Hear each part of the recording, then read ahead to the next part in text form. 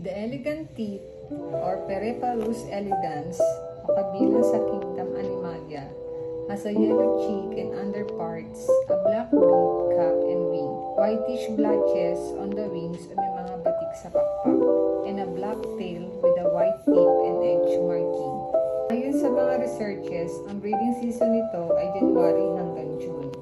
Ang kanilang natural habitat ay mga bansang katulad sa atin.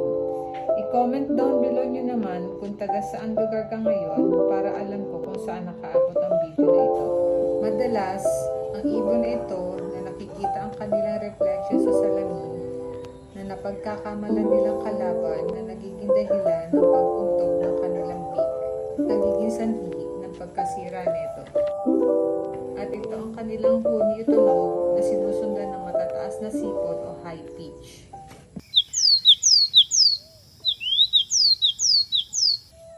This is Doris and Benny. Until our next video, paalam!